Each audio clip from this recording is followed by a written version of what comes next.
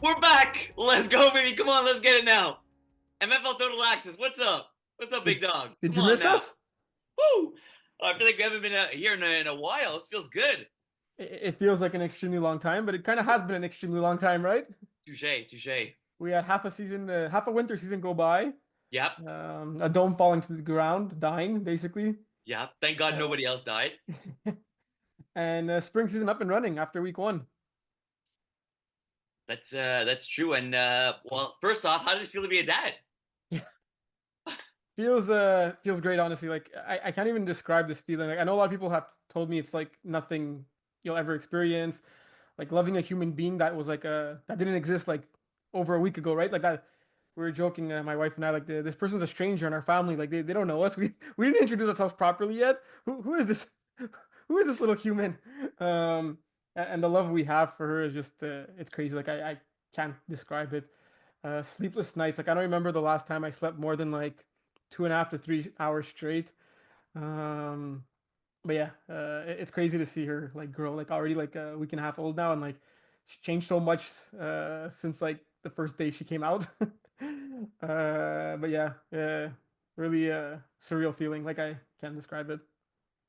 I hope you didn't want to make it private because now about 200 people know. I didn't even 200. We ask got way them more than before. 200 viewers on this thing. But yeah, for the first one, I mean, people are getting their feet wet, getting used to it. But yeah, Yeah, no, no, I of joked course with not. Terry. She came up the size of an F2000, right? So like she was super cute, Literally, my little small, football. and yeah, happy for you, happy for Mags, and yeah, so and look, you still doing the show, right? So you had 101 excuses not to, well, one excuse not to do it, and you still did it. So good stuff. Yeah, yeah, yeah. No, I really love this show. Excited to be back. Excited to do it with you, obviously. Yeah, yeah. It should be a good show. We might have some other people do a few episodes here and there, have some guests throughout the season. Mhm. But I think we found it important to do this first one together. Oh yeah, for sure. Yeah, we have to hit it off with a bang, and we didn't do a preseason one. A bit of my fault, a little bit more Terry's because it was Mags was pregnant and stuff. But we're here now, so it's all good. Yeah. All right. So, do we get into the MFL stuff, or you want to talk a little bit about what you ate today? How long it take you to fix your hair? Yeah, yeah. So my hair's not looking all that great today. But yeah, just came back from work. It was good. Yeah, I got served lunch at work. Went to second cup, and yeah, it's just the usual eating and second cup. What they feed you at work? We ate Jaff, so it was pretty good. Boostan. Yeah, we had Boostan at work, so it was yeah, it was it was pretty good. And how many games are the Leafs winning in the second round? We're winning four because Leafs are going to win in seven, and Really? yeah, Leafs in seven. I called it beginning of the series, and well, hasn't started, but I'm sticking with it. Okay, cool. I Yeah, wish you yeah. best of luck. I also chose the Leafs for some odd reason in this one. Really, Yeah, we have a little pool going in my friend group, and I was the only one that chose the Leafs. I was also the only one that chose them in the first round. really. Yeah. Yeah, honestly, I was shocked they went past the first round. So now this is like the Oh, Stanley Cup. when Ottawa won the two games, you were like, okay, GG, it's done. Yeah, yeah, finished. No, no, no. Going back to Toronto, Game Seven was a wrap. All right. Do we get started? Yeah, I guess. So, Yeah. 63 total teams in Montreal. We Wow. got Brossard and Laval registration is still open up until May 9th, so just a few days left. Season starts May 18th. We also have a few spots available in Montreal for free agents, individual players, mostly for Division 4 and 5. Let us know if you want to join a second team, if you want to join a first team. It's great divisions to play in if you've never played the game before, or if you have a bit of experience, obviously. But for those wondering, like, what's my skill level? You're a true beginner. You've never played the game before. You never caught a football before. Division 5 is the right place for you, right? You'll have a lot of fun. You'll learn the game. Referees, teammates, opponents will be patient with you. So don't hesitate to reach out if you have any questions or you want to register. Okay. MFL is a great place. The more, the merrier.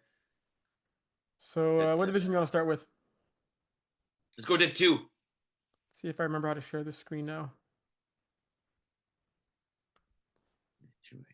We're getting good at this virtual stuff, eh? Or what? We're getting decent at this virtual stuff. Yeah, not bad, not bad. Yeah. So Division 2. Let's just go through the standings real quick and see the teams since we didn't do a preseason episode. Great to see Ducks and CIA Fusion, even though they're combined 0-3 so far, moving up from Division 3 to Division 2. They were clearly the two best teams of Division 3 last fall. Both of them have extremely talented players on their squads. CIA, I don't know if you noticed, but they buffed up the roster a little bit, came with some higher reinforcements to come into Div 2. Ducks kind of kept it as is with their regular roster, which I suggest they go maybe get one more like player, like a D1, D2 skill level player, kind of show them the ropes in these higher divisions that has that experience to help them out a little bit more. But obviously, for both these teams, it's going to be an adjustment period. You look at the seven other teams in Division Two, and they're all teams with like a bunch of experience playing in Division Two, right? So this season might be a little tough for them, but obviously, moving forward, they're gonna greatly improve. Yeah, and look, they have a lot of talent on the team. Like you said, CIA Fusion adding a bit more to their roster. Ikela having a really good game and good connection with Alex Saplitsky there, so we know that that's going to grow. And for Ducks, we'll talk about Ducks in a few minutes because I saw their second game against Average Joe's, which was a little bit closer than I thought it would be. But no, the talent is there, and I think just for Ducks, it's going to be a matter of because they have good enough chemistry. It's going to be a matter of being able to put up points in a division where there's going to be a lot of points scored. But I do like what you're saying. I do think they need maybe another Div 1, Div 2 stud because right now they have Ben Faubert, but I was surprised he was snapping for them in the game Really? I saw. Yeah, and I think someone as good as him, obviously some people use their snapper a lot. But I think with Ben, he's a good deep threat, so it's kind of tougher at the snapper position to be a deep threat. I wonder if it was just for that game, Yeah. or just going to be the snapper for the season. But I don't know. I think him as a slaughter wide, he'd be more dangerous. Yeah, they also have Antoine Bussière, who's like a Division One stud, even though he doesn't play Division One right now. He's probably like one of the better players in the whole division that they can rely on. But yeah, adding another weapon there or a ball hawking safety would definitely help them. But yeah, so there's something surprising to hear that Ben Faubert was snapping for that team. Um, so let's start with the games that you actually covered, saw, or were a part of. I have a Yeah, few spotlights I want to share, but I'll let you go first.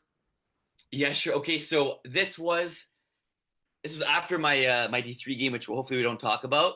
It was at Darcy McGee. So both nice TDs against rejects and average Joes and Ducks were going on at the same time. So I saw the average Joe's Ducks was the game I started to watch first. Terry, as a rusher, what's the one thing you dream of doing in your whole career? Oh, come on now. Don't ask me this question because I've never done it. Getting a pick six. Well, hey, this is first for everything. The first play of this game was a pick six by Justin White from the rusher position. Oh my God. And a few drives later, the Ducks responded by getting a pick six of their own by the rusher. So there were two pick sixes by rushers in this game. There were two pick sixes by the rusher in the same game in the same half, and it was funny. I was talking with Matt Demaris on the sideline. He's like, "I've never seen, more than one in a game," and we saw two in the same half. It was unbelievable. Both were sick. Justin tipped the first one up to himself and cradled it afterwards, and then the Ducks responded the favor. It was I think it was Armand. I think it was William Robideau that Yeah. got the pick six for Ducks. It was an incredible game, incredible way to start the game, and yeah. And then from there on out, both offenses improved. But it was I couldn't believe it. First game of the season, and in the first half, we see two pick sixes by the rusher. Yeah. And look, a lot of what I said earlier about Ducks maybe like was tainted by the fact that they got crushed by Phoenix, who like is Phoenix, right? Even though they're like a new look Phoenix, now I still have the Kevin Kusai Phoenix team in the back of my mind, right? Which is not at all the case. So they should have a better season this year. But seeing that Ducks put up 32 points against the average Joes, who are above average Division Two team right here, puts me a little bit more confident that they'll have a good season along the way, right? A 32-point performance by Ducks where their quarterback Dave Lepine threw three interceptions. You clean up those turnovers a little bit, and who knows, you maybe put up 40 points. You maybe win the game. You maybe don't give average Joe's that extra possession. Like obviously I didn't see the game and I didn't go through the play-by-play that thoroughly, but you're putting up 32 points while throwing three interceptions. I'm confident that it's going to go well for you. Yeah, and look, and right, he throws. Dave threw two less touchdown passes than Jason, and they only lose this game by 7. There were a lot of highlights in this game. Devin, and you think about average Joe's roster, right? They have a lot of D1 players. Justin plays D1 right now. Devin's played D1. Jeff is good enough to play D1 for sure. And, Jason's improving every game at the quarterback position. His deep ball's getting, he missed a little bit early, but during the game, he was able to hit Jeff on a really nice post where he made a nice catch. But Devin, a sick one-handed interception at the beginning of this game. And that kind of set the tone after Justin White's pick six. But this average Joe's team is deep. Jason loves that deep ball, and I think that it's just a matter of time before he connects on it, a little bit more. And you look at his completion percentage; it's not great, but like I said, he's taking chances. Jason is, it's not like he's nickel and diming up the field, and his completion percentage is low. He's not afraid to take those shots, and if one of two is completed, that's a win for him. But a big game from Devin, 2 touchdowns, 2 interceptions. Like you said, Antoine Boussial, 4 catches, 104 yards, 2 touchdowns. He had a really nice TD where he made a few guys miss. And like I said, besides the 2 big 6s from the rusher, there was a bunch of other Oh,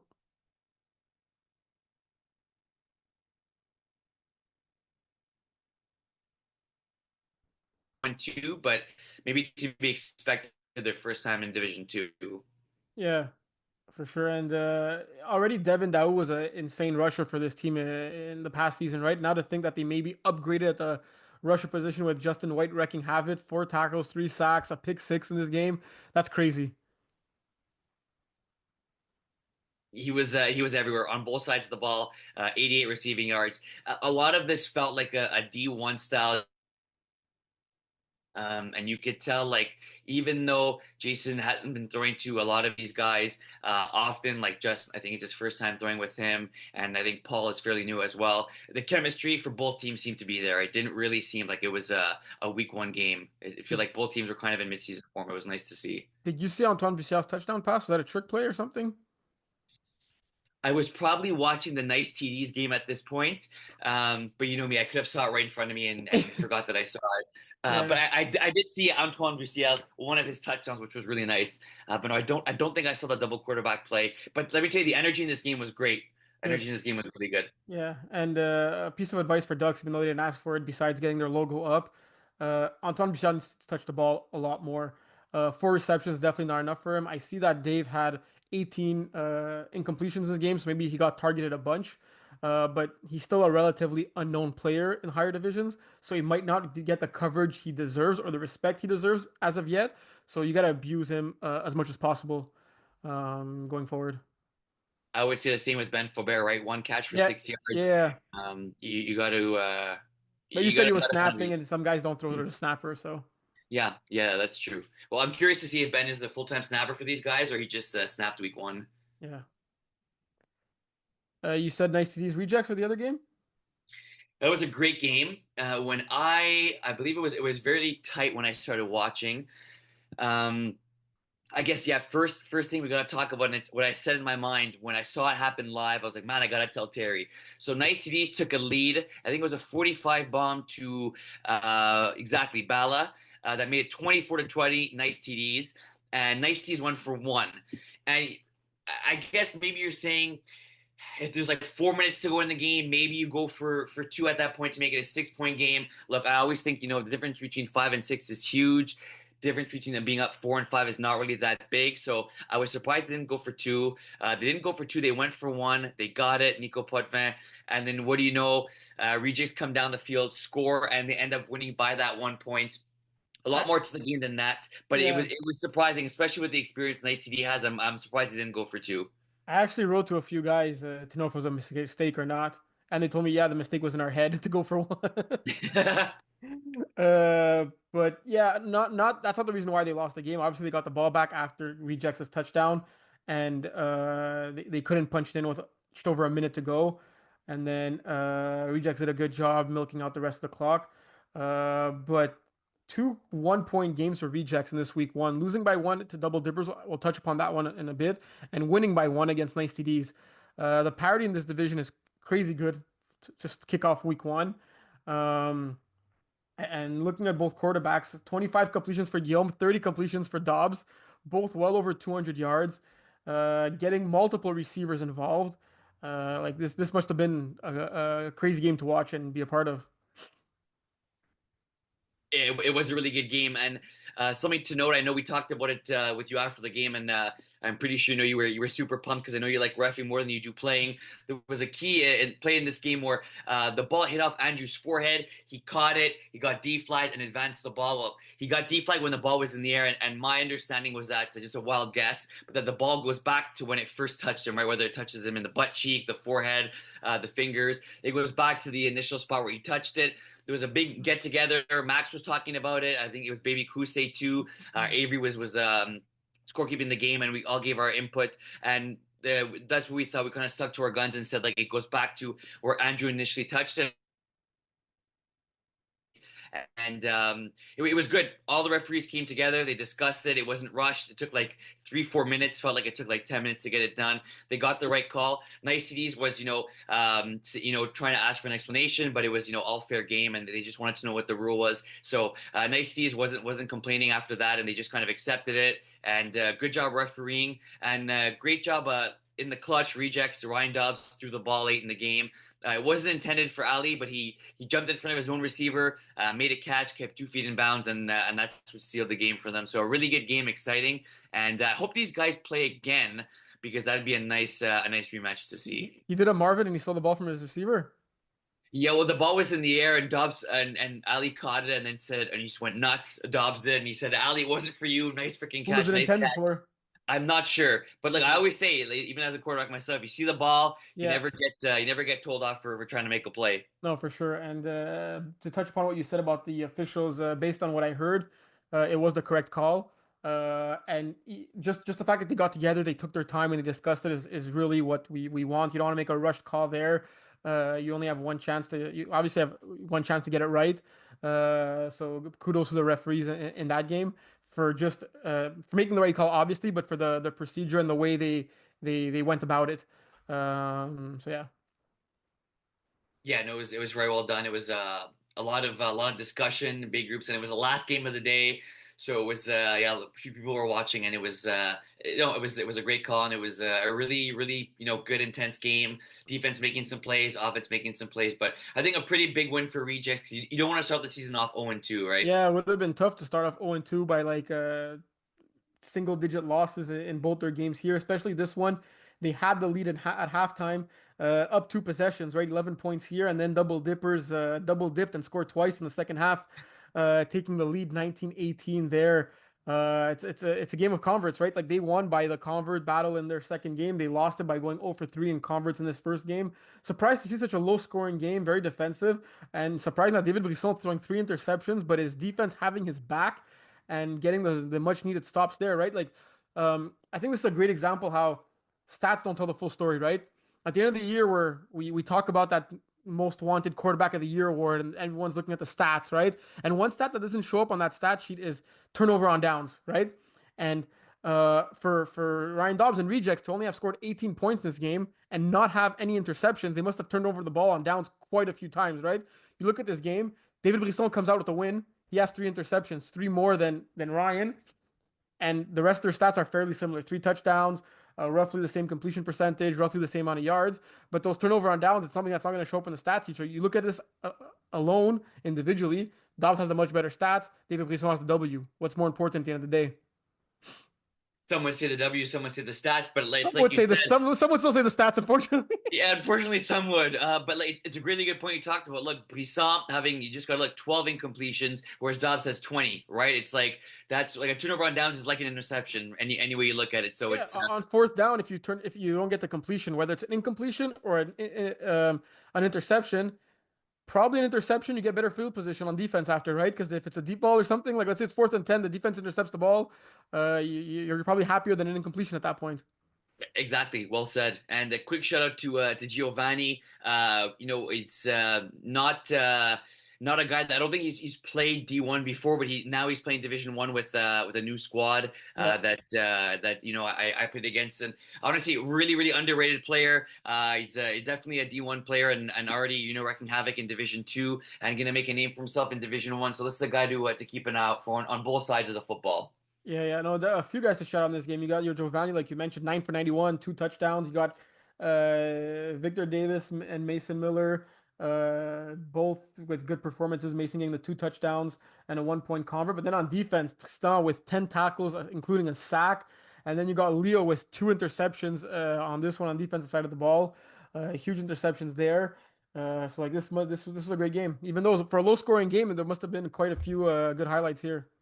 I like the way both teams are built, right? You kind of have a new squad in Double Dippers. Victor Davis, our buddy Tristan now, that's been playing in the MFL for a few years, and this is a deep team. This Double Dippers team is deep, and so is Rejects. Yeah.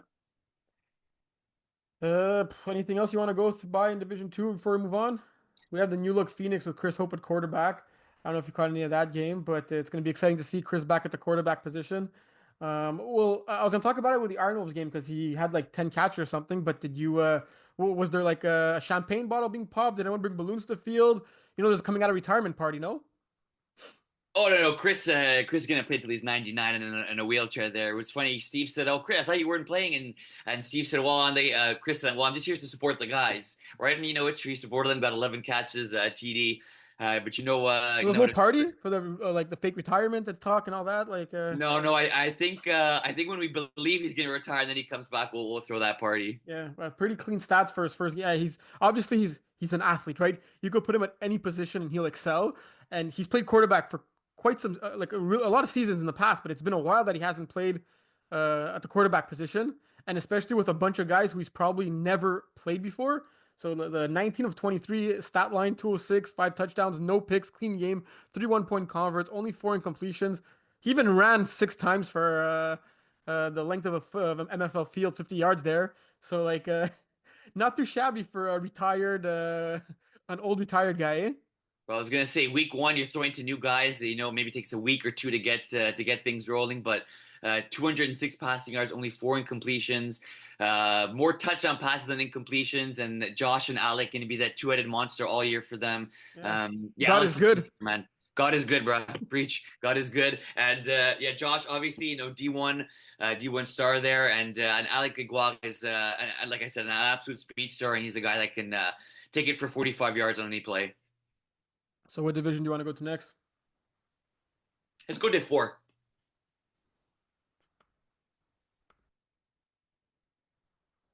See my screen? Is our boys Witching Hour? Wait, are Okay. they go to Div 3 now, eh? Yeah, Div 3, Div 3. So went quickly over the standings. Much of the same teams from last year. We have Spartans that moved up. We have Les Laveurs, who's a new team with a few Witching Hour folks on it. Underdogs, a new team with our boy Quinton on it. Alouettes, a free agent team that's quarterbacked by your boy Rob White. Well, our boy Rob White, I should say. You got Beer Hood, who's was used to be Bear Hood. Creaky Knees, who played this winter, and the Fat Players, which is their second team because they have a team in Div 3 and Div 4. Just like A Squad has a team in Div 3 and Div 4. Action Squad, A Squad. Gold actually throwing for 3 teams in Div 3, 4, and 5. He told me instead of just subbing Three. like he says instead of just subbing like every slot, I'll just play on 3 teams. I'll come out to the same thing. So any games that you saw or caught your attention? A zero that I saw. Um, but I think one that caught my attention was nothing but D showing why they're going to be one of the best teams in Division 4. You know Yeah. they're always in contention to win a championship, and you know this game was no different. Getting 3 interceptions against Jeremy there, and Alex throwing only 4 incompletions total for 5 touchdowns. This is gonna be a good team, nothing but D. I think they're right now. I don't know about the favorites, but it'd be surprising to not see them make a deep run.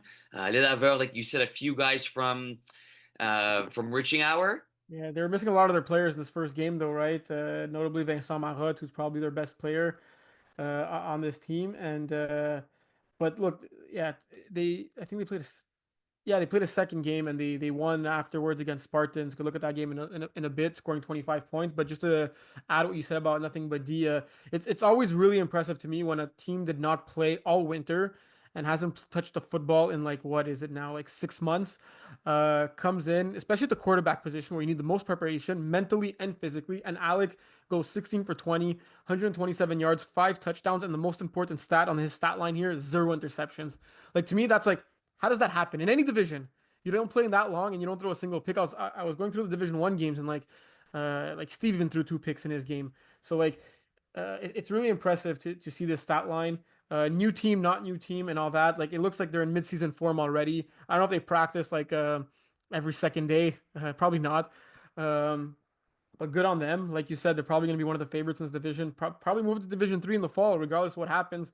But much different than their first game last fall, where they played against Witching Hour actually, and got it handed to them. They lost by, I think, a bigger margin than this over here. So Good good, memory. good on them to start the season pretty well this spring season.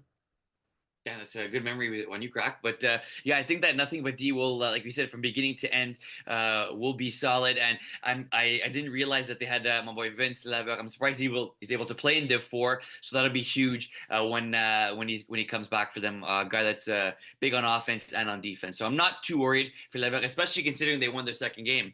Yeah, well, Vince was there for that second And he game, was and there. You go.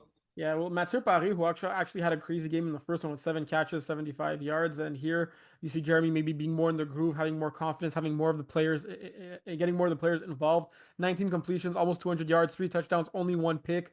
You could see like just what stands out here is the turnover differential, right? You see our boy JF, 3 touchdowns, 4 interceptions. It's gonna be hard to win many games when you throw more interceptions than touchdowns, but he put up 20 points on the board. He did shoot the ball pretty well. They did go 1-1 this week, so I'm not too concerned about them. GF obviously making the jump, throwing in Division 4 for the first time, I believe. But he has the roster around him to do it, right? Yavar, seasoned vet, Alec, who's a freaking baller in Division 2, and then you got the Johnson brothers. Uh, Maybe they're cousins. I'm not too sure. Probably brothers to round out the roster there. Um, but yeah. Yeah, I know Devontae's is solid. Seen him play. He has a good connection with JF also. But you like, and you put things in perspective, right? Spartans go 1-1, the Lever go 1-1. First week, you kind of want to split, especially if you're a new team like the Lever. So it's pretty good all around, I'd say so far. Yeah, and looking at the games next week, there's quite a few teams that have not played yet.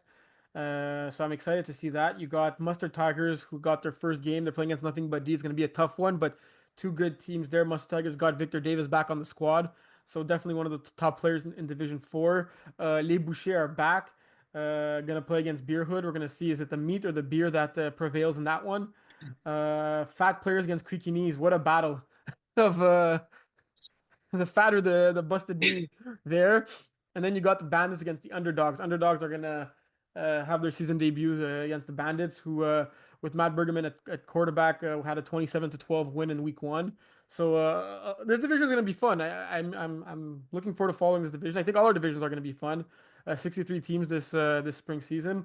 Wow. So yeah, I think Mustard Tigers, nothing but D. For those of you that don't have plans Saturday night, stick around for 6 o'clock. That's going to be a big game.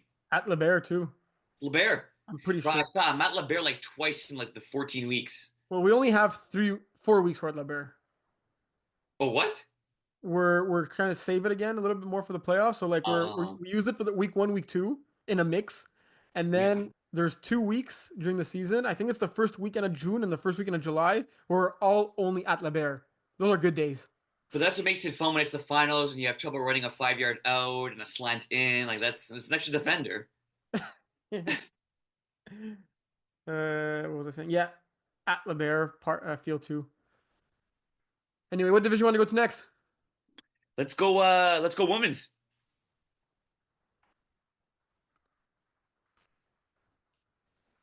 So women's division, only 3 teams this spring, but rest assured that a lot of teams told us to be back in the fall. A couple of complications and things didn't work out, vacation, this, that stuff.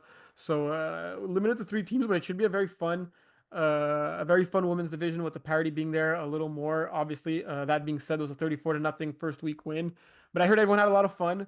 Um, and For the women's free agents, I'm trying to say, rest assured because it was not that long ago that the script was inversed, and it was Crazy Bees being that free agent team or somewhat of a free agent team, taking that 34-0 loss, and probably took some bigger beatings along the way. So look, it wasn't pretty in this game, and Crazy Bees having some success now. but they could probably help you, talk to you about their experience. The women's division, it's the third season now that we have it. Well, fourth, including the winter. It started last spring in 2024, and Crazy Bees have came a long way, right? Is this? I don't think it's their first win ever, but it's definitely their first week one win. Um, Angie has it's a new quarterback position. I said it during the Division 4 segment. I'm going to say it again. Throwing zero interceptions in the week one of any season, especially if you're a new quarterback, is really, really impressive. So kudos to her.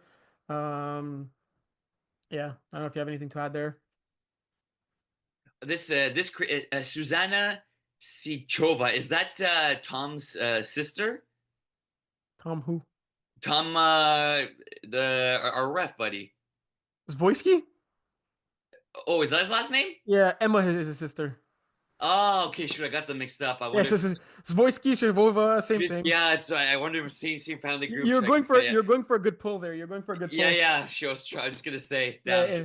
my nationalities aren't Good great. effort. Good effort. I appreciate the Yeah, effort. thank you. I gotta try. It's week one mistakes, but this I was gonna say this crazy B team is deep because I know Emma's really good and Shamika is too. But this crazy B team is still really deep with Shamika being on this team. The speedster there, 53 yards in her first game. Lorianne, who we know very well, with a touchdown in this game as well, and Susanna, not Tom's sister, but still getting 3 picks and a pick six nonetheless. Yeah. And Shamika, more known for her rushing and defensive skill set, kind of showing that, hey, I could ball out on offense too, eh? Yeah. And she was there watching Justin during all his games, so she's become a really a flag football guru. Excited to see where she is in a few years from now. Yeah, yeah. And for the free agents, just like, look, I'm gonna write them, try to give some pointers, and if we're around, we could always try to coach them up.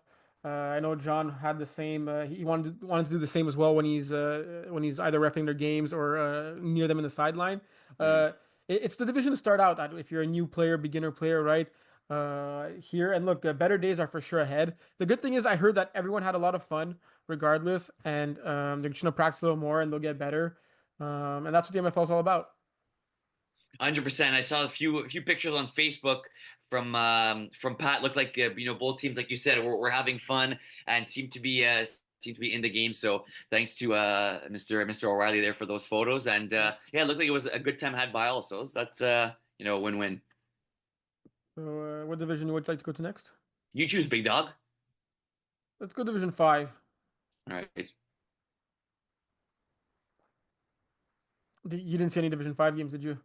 I did not, but there was a few things that caught my attention. 19 team division? 18 team division? Oh yes, thank you for saying that. Do we know how many teams make playoffs in each division? It should be communicated this week or next week. It's Oh, not that is confirmed. huge to know. Yeah, yeah. But I mean, it doesn't change anything right now, right? No, it depends how hard people try and don't try, if I'm being honest. But it's all good. And, okay, so anyway, we'll talk about that after when we go to D1. Yeah. It should be around 10, give or take a team or two. 10 in Division One, you mean? Wait, what? No, I'm kidding. It was a bad joke. Okay, so like close to 50% of the league. Division 1 probably has two teams making the playoffs, right? I think it's just, bro, just a straight final, bro. So yeah, 18 teams here, a bunch of free agent teams, a bunch of new teams as well. Some returning teams, some coming back stronger, some coming back weaker. It's going to be a good division. Excited to see what happens here. Lots of things to point out. Let's start with legendaries are back. Where are they? Really nice uniforms too. I don't know if you And caught them. with new uniforms, a new Yeah, logo.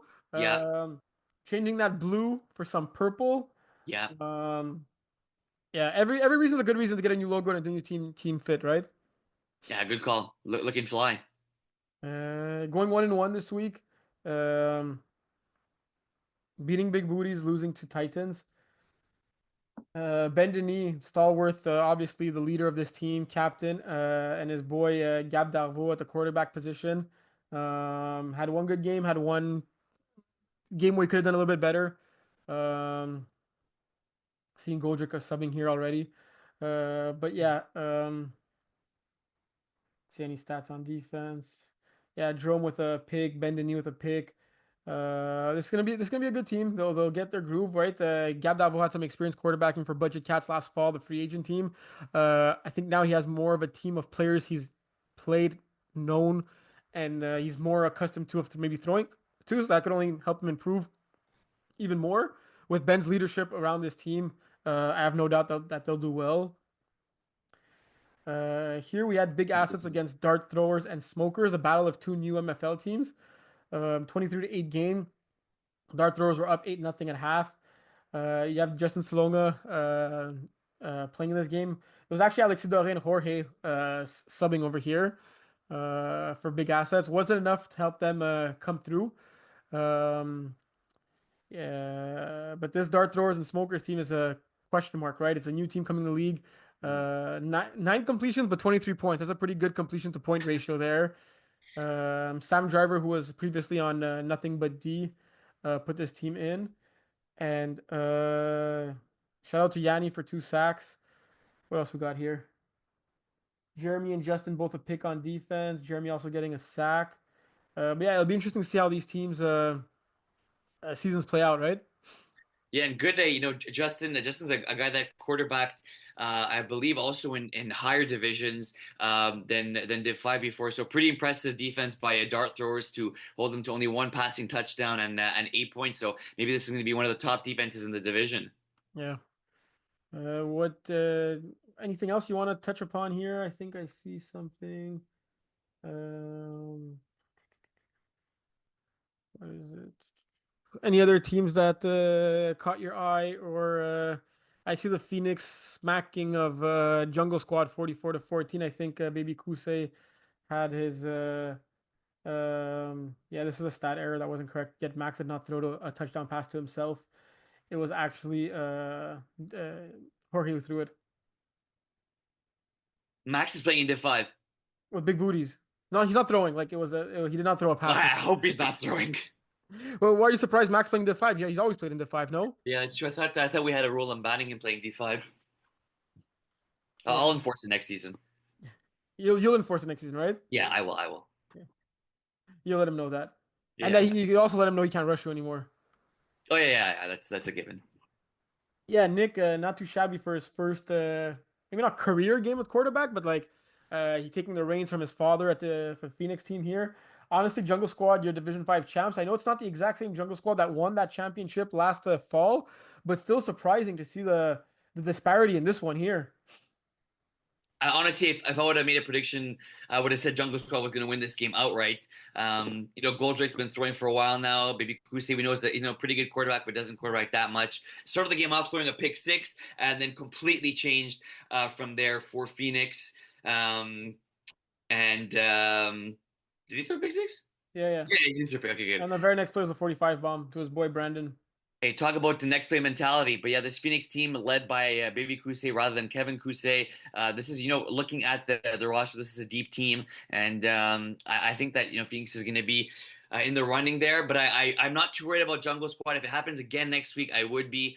But I do think this Phoenix team is fairly strong. Week one, you try not to put too much into it. But I think Jungle Squad will be back.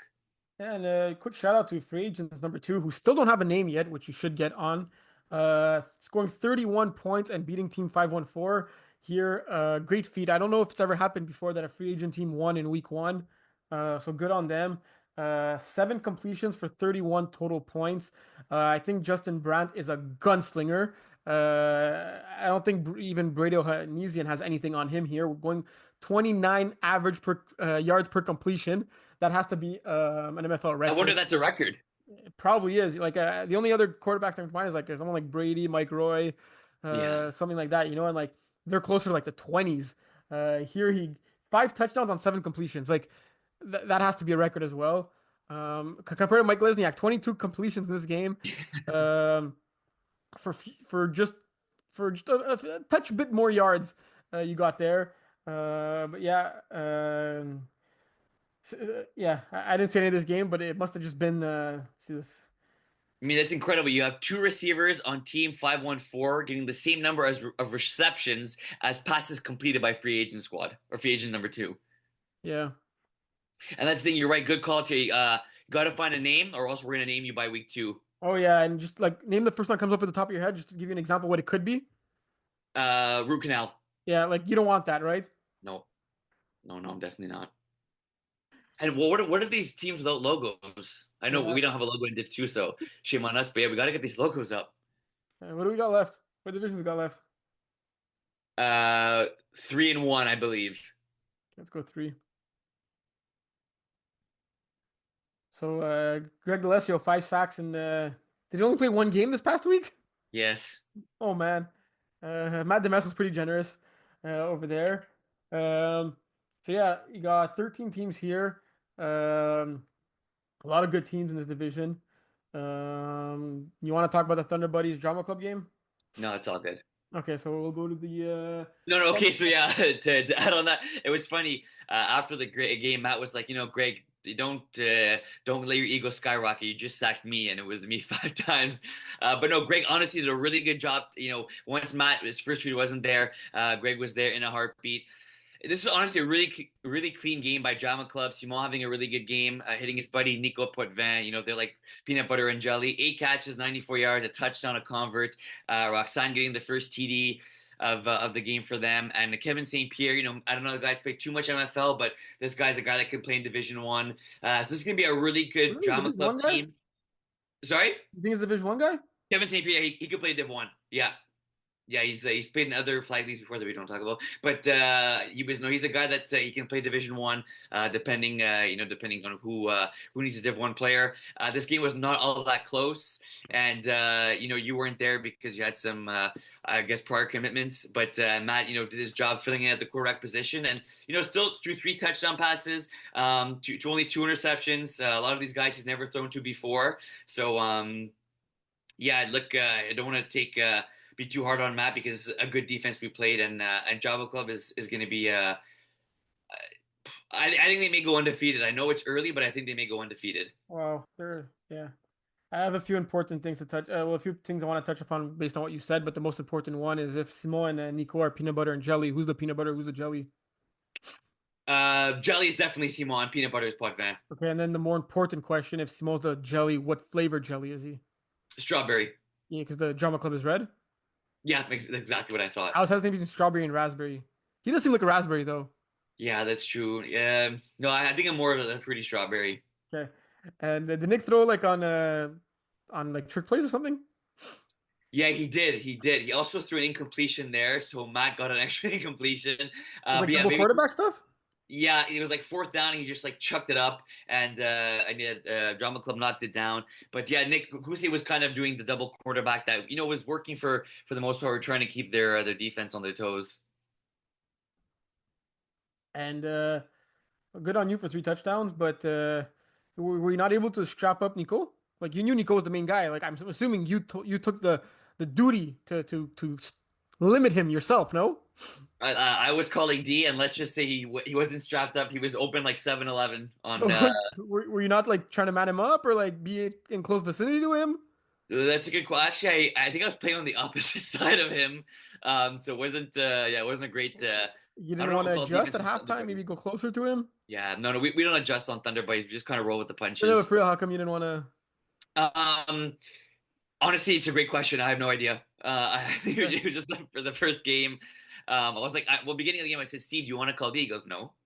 Why would you Okay, ask yeah. Steve to call D?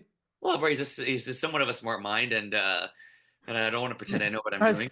never plays a freaking down of defense in his life. But he's got the mind. But no, honestly, it was yeah, not great defensive assignments there by Thunder Buddies, and It was a little close at halftime, right? With Matt scoring right before half here to cutting the lead down to one possession. Um, that is true. And we got ball. You're right. You're yeah, right. so like We it was, advanced it. yeah, probably went three and out, right? Or but Yeah, I think 4 and out. Yeah, wow, you guys actually chewed up 8 minutes before getting picked off. 8. Yeah, what a Wow. drive! That first drive was a long one. After in the second half, that means. You want to throw that pick as soon as you get the ball. You not waste 8 minutes. A couple of teams played 2 games this week. Got Trench Babies losing 40-19 against Fat Players before having a very impressive win against Him University, who had destroyed Hog Riders here. So yeah, Jean-Sébastien Betty, good to see him back throwing in the MFL. Looks like he got a good squad here with Devin, Captain Dominique Leblanc here. Looked like that was sick logo, pretty good, nice jerseys. I think Him University should copy them and put a logo up as well. But this game was Leon Holder, sorry, and Fat Players and Company. His go-to target, Sean Kennedy, 5 for 80, a touchdown, two 1 point converts. You got Anthony. You go ahead and pronounce his last name right over here. Well, that's easy one. Anthony Stajduar. Okay, getting the trio of touchdowns. Um, over there. Um, yeah, Leon even adding 23 yards on the ground. Fat players are going to be definitely a top team in this division. Scoring 40 points. I think that was like what their average was in the last 5 games of Division 4 last fall. Losing to the eventual champions, witching hour in a freaking barn burner of a shootout that was. I remember if you remember seeing, I think we were watching it together at some point. But yeah, this is going to be another great team. And Trench Baby is nothing to worry about because they beat him University, who kind of destroyed Hog Riders here. Not sure if it was just a bad outing for Hog Riders, if they're in the right division or not. We'll see. LTC let them cook, beating Nomad by a hefty score. But Nomad is important to note they were out. They were missing the two best players in Louis and Elliott. When you don't have your quarterback, and then like Thomas, another one of their top players filling in at quarterback, it was going to be a tough one from the get go. But LTC do have a pretty solid roster. Great to see Vince Granada back in the MFL over here. They even have Ryan Dobbs' experience there. So a bunch of good teams in this division. We talked about on the side right in there in our media chat that LTC is going to be one of the favorites in this division, maybe even a bit too strong in the division. You got, like you said, Dobbs Garnett. Great to see Vince back. Spoke with him on the sideline. He said he's going to do his best to get Glowcock back into the MFL. He's not 100% sure. And yes, okay, there it is. Emma Swatsky. That's Tom's sister. And I spoke to Tom, and he was saying, it's tough. He's subbing at the quarterback position. I don't think he's thrown in Div 3 before. So, not obviously not a great outing there for him, but playing in a tougher, higher division, it's going to take some time for him to get used to. But yeah, look for LTC to run the table for most of the year. Yeah, so we got the last but not least Division One, Uno, cash prize Division One. let's go. So it was a kind of like a welcome to Division One moment for a few teams here, right? Kudos to them taking on the challenge Division One, wanting to win the cash prize and taking their heights to a new level, right? You're not going to improve unless you play the best of the best, right? And you got Raccoons, Ransard, Villains, getting maybe a little bit slapped in the face in this week one. It was week one, so to be expected. They can only go up from here. First thing we got to talk about is that new logo from Villains, who I think represents them a little bit better than their previous one.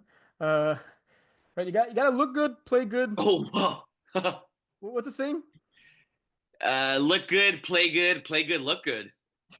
I think it's a look good, feel good, play good, and then get paid well or something like that. That Dion said. But Yes, yes. yeah, this is definitely what they look like, right?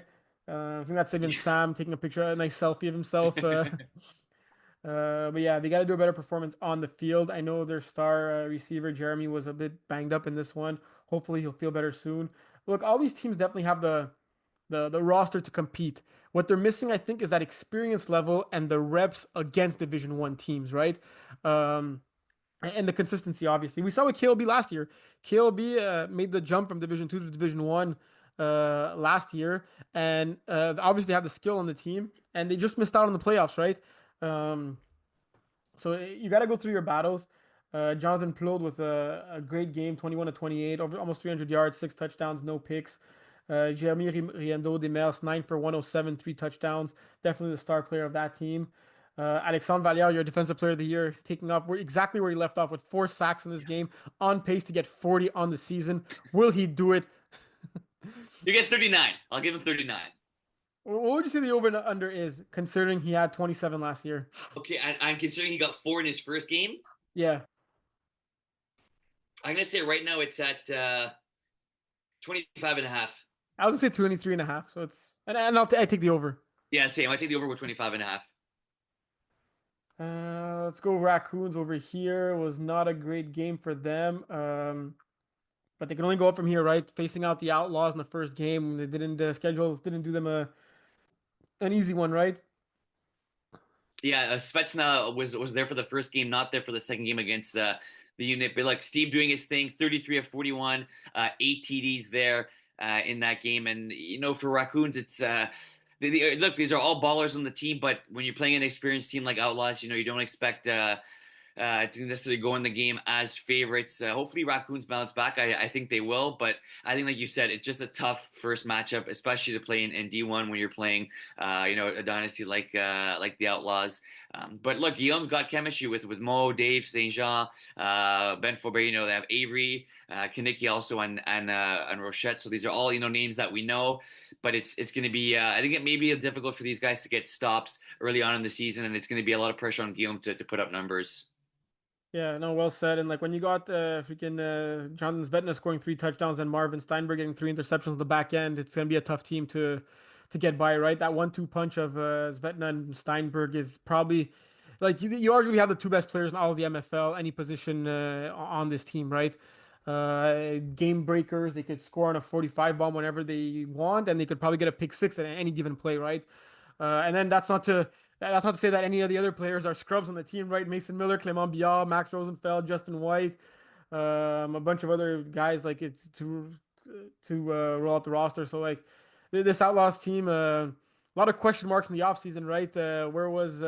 What team was going to happen? Was Steve going to remain a quarterback? Was Brady going to quarterback this team? Was Steve going to join another team? Were the Outlaws going to fold? What was going to happen? And obviously, as we all knew, Steve was going to come back with the Outlaws, Something's score never eight changed. touchdowns, score 55 points, and be a top team in the division once again. Um, talking about your game. Yeah, it was honestly good game. League also, I was impressed. Fred's played before in in other fly leagues, and we spoke after the game, and he said, "Well, like MFL is really tight, right? There's not the windows aren't that big, and you really got to thread the needle." But he's a very good quarterback. Oh yeah. Like going 17 of 23 in this one, almost 14 yards per completion there. He's good. He can roll. I think he's got the best deep ball in the entire MFL. I know he's literally played one MFL game, but he Oh was yeah. throwing He has a off his rocket of an back arm. foot. Yeah, his deep ball was flying. It looked effortless.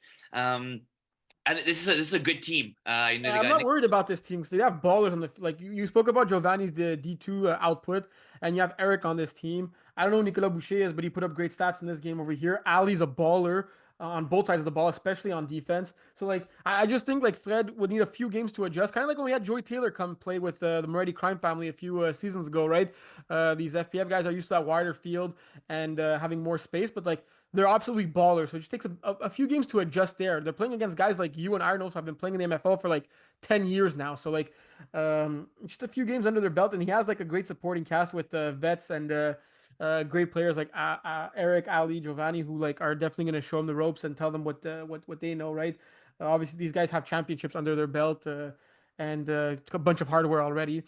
So I'm not too concerned, especially I don't think it's even arguable his arm compared to any other quarterback in this division. Maybe Jonathan Plot could rival it a little bit, but like he has like a Max Rosenfeld when in Max's prime type of arm, right? Like if Max was playing this season, I'd say maybe between Max and Fred.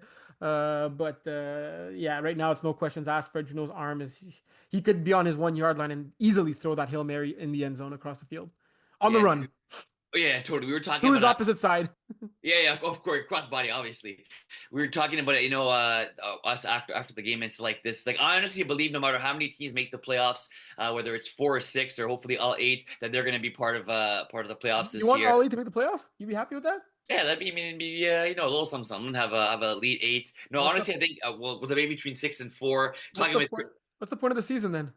no, but everyone plays to win, bro. That's ridiculous. Say, this team, where you play to win, you play to win. Whether you're playing in the backyard with your grandmother, whether you're Yeah, playing you just stay home for like MFL. 5 games. Be like, oh, I'll just show up for the playoffs. I'll rest, load management. Yeah, no, I think six or eight. I know Chris was pushing for six. Sorry, four or six. But I know Chris was pushing It for can't be five. us. No, it can't be five. It's got to be even number. Well, why not five? Um, I like five. You get a little play in, and then you start the playoffs. yeah, it's you're the boss, I guess. But yeah, also I'm sure they're gonna make the playoffs. Um, And I did feel bad when there was one play in this game where it was fourth and short, and throughout the game, Josh was saying they kind of take long to huddle on defense, so let's just do a quick snap and catch them off guard. You And did that, Willie. it was fourth and one. We did Shame it. We on you. got a What was the score? touchdown, and I can't remember, but we were up, and I don't like when quarterbacks do that. When I'm playing defense, so I didn't Did you after the game. apologize after? No, not to them, but I guess this is my apology now. And I felt bad doing. I shouldn't have done it. It was their defense played well. It was a 4th and 1, and we saw they weren't ready, so we just ran all hooks. And yeah, my bad on that because I've criticized quarterbacks in the past for doing it. I don't like it. It's an unwritten rule, and we made a mistake there. So hopefully it doesn't happen again. You ran all hooks and you scored a touchdown on it. Yeah, when you got a speedster like Vince, you just got to get the ball in his hands. It was Vince that scored the touchdown. It was his second, I believe. Yeah, we were. Yeah, it Yeah, was 29-20. you were Yeah. already up 2 possessions when you did it. What was it? I didn't want to lose to a team playing their first game. There's a lot of pressure. We're Good. Tell Josh shame on him. Isn't I this, well, yeah, I did tell isn't Josh this a that, but like sportsmanship award named after Josh, or it's a that is leadership true. award? I think it's a Look, leadership award. at the end of the day, I'm the one that hit the ball, so it's it goes on me. And You were actually stressed up 2 scores. yeah, bro, no, like they say, nobody is safe, but it won't happen again. And my bad for that. And hopefully, we don't see it happen in MFL this year. What was I gonna say? Okay, and yeah, don't do it again. Yeah, unless you're playing the Outlaws or the unit or something like that, you know. Oh yeah, no, the Outlaws. We have a hurry up offense lined up. It looks like Laristus was cooking in this game, 3 sacks. Um, A lot of yeah, 3 sacks. He was really good. One of them was a nice coverage sack. Not to take away anything from him, but yeah, he was shooting in there. And Fred's not an easy guy to sack either. yeah. So let's go move on to this game. Outlaws, the unit. What are you more surprised by? The unit's lackluster offense, the unit's lackluster defense. With Vinny throwing 5 picks, it's got to be offense. I was off at this game, and I went to get lunch quickly because I wanted to see this game, and it was I think Outlaws were already up 2 or 3 scores. It was really weird, Terry. It was let me say that you talk about you want to give love to rushers. Khalil in this game, I don't think he got a bunch of sacks, but he was forcing Vinny to throw sidearm, forcing Vinny to scrabble, and at least I'd say 2 of 3 of Vinny's picks were Khalil, just taking away lanes. Like he's a tall rusher, he's a rusher that you kind of gotta plan against, and it was just really weird to see because Vinny. Having an incredible year when he played with nice TDs in Div 2. I think he put up like 60 plus TDs.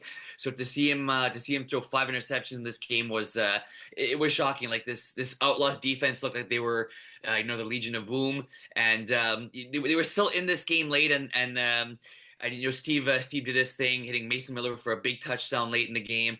Marvin got his 2 TDs. Max was switching the ball down the field. Justin White had a really nice touchdown on 4th down. So it was just let's just say week 1 jitters for the unit because I think on paper this is one of the best teams in Division 1. And look, not easy to play your first game and for it to be against Outlaws. Dylan is actually snapping for these guys. Dylan's more of a defensive guy, but his snaps were on point. Hands of gold there. He won't drop a ball. So it was surprising, but I do want to give a little bit of credit to the unit because I think that or as seasons past they would have derailed and got on each other's cases. I didn't really see much about that this game. They're obviously upset, but the morale for the most part seemed to be okay considering Outlaws managed the game from start to finish. That's good to hear. And like this is very similar to the Master Chiefs team, A team type team. It's a with Vinny at quarterback, I'd say maybe more Master Chiefs, but I don't think they had Dylan on that team, right? When because I think A team was also playing that season, so Dylan was playing on A team. And remember what the Achilles heel of that team was? They were scoring 40 points a game consistently, and I think they only won 1 game all season, or zero even, or two max. Hmm. They were losing their games by scoring 40 points. Remember, we kept saying they got no defense. They got no defense. What's going on? Like Vinny's putting up like spectacular numbers, 7 touchdowns, no interceptions, and they end up losing the game. And they're losing these 1 score games all season long. Well, now they got that Dylan Daou defensive mastermind on this team. So it'll be interesting to see the season they have, right? With all the same ballers that we know, like Ashton, Jeremy, Andrew, James, even got KJ to join in on the mix, right? So maybe week 1 jitters, who knows? Very not like Vinny to throw 5 interceptions in any game. Usually that's the amount of interceptions he throws across the season, I'd say. Yeah. See what his stats were in that. Yeah, he threw 10 in 7 games back in last spring. So yeah, it'll be interesting to see how their season goes. And Outlaws are even without Jonathan Svetna in this game. But good on them. I was expecting a much closer game, right? Every time the Dylan plays against Steve, it's always close. Yeah, yeah, it was surprising, but I think that for Outlaws good to start 2-0. And I think for the units, it's got to be with that roster championship or bust for them this year. So we don't want to play in too much for the week one, but great start for the Outlaws. Yeah. Final remarks. Oh, doing bold predictions? So yeah, bold predictions. Let's get it. How do we do this again? That's a good question. Well, I'll give you a division, you give me a division. So one each. Yeah, yeah, one each, one each. Okay. Who wants to start? I'll throw it to you, and you do Div 4. Ooh, div four. I like. Let's see now. I'm guessing you want to see the teams, right? Yeah, that'd be nice. That Mustard Tiger's nothing but D could be game of the week.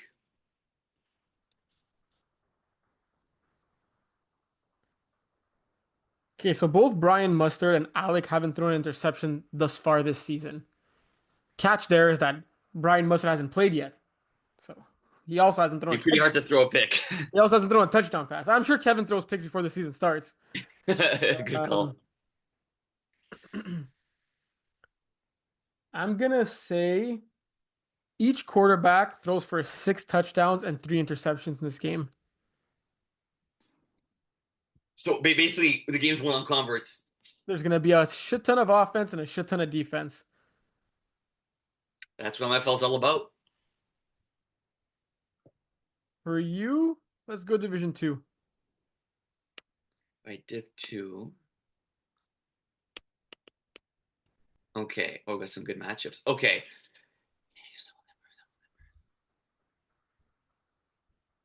No, I can't do it. Do it. I'm gonna do it. Uh, Noon, we got Phoenix Double Dippers.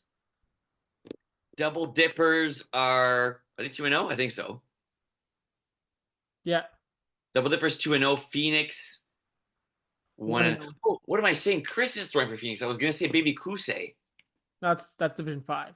That's Division 5. I'm gonna do it anyways. Phoenix beats Double Dippers, and Phoenix puts up 50 plus points in this game. Do you remember the last time they played? What happened? Double Dippers probably won. Yes, but you remember how they won? Oh, is that when Phoenix was like up by 100 and they blew it in the playoffs? No, I think Double Dippers were up by 100. They blew it in the second half. Phoenix tied it up, and then Double Dippers won in overtime. In overtime. Good call. It's yes, yeah, that was at Tyrion, I think. It was early in the season, or not maybe yeah here. A cold September game. Oh yeah, well, Phoenix were up 20 to nothing, and then Double Dippers scored 20 in the second half, and they won 21 to 20. So Phoenix blew the 20 nothing lead. What do we say about no lead being safe? Yeah, well, you were up 9 points with 7 minutes to go in the second half with ball, so you're still a dick for doing what you did. I wish I could combat that. But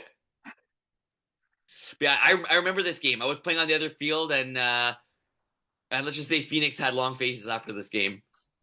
Is that the game Kevin kicked the garbage can? Well, I mean, it happens usually after most games, so it was probably a game where he did it, not the game. Yeah. So, Good call there. okay. Yeah, this was a good episode. Uh, honestly, let us know what you guys thought. Comment, like, subscribe, all the whole shebang. Share with your family. If we said your name, share it with like your friends and be like, look, they said our name. But yeah, we try to cover as many teams. We'll try to alternate, not always talk about our favorites all the time. But ball out, and hopefully we'll talk about you. Where it's easier to talk about things that we saw, but also if you or a teammate really had a star performance, or you think they had a star performance, like let us know. Well, if you let me know that someone balled out, I promise I'll talk about that person, and I won't mention that you told me to talk about them. How's that? That's good. So and so said so and so balled out. No, we're not gonna do That's that. something Willie would do. I'm like, oh Willie, make sure to let them know I got a sack in the game. So yeah, Terry, you wanted me to remind you that everyone that you got a sack in this game right now, eh? You gotta call it like it is. But no, good call, Terry. We try and see as much as we can.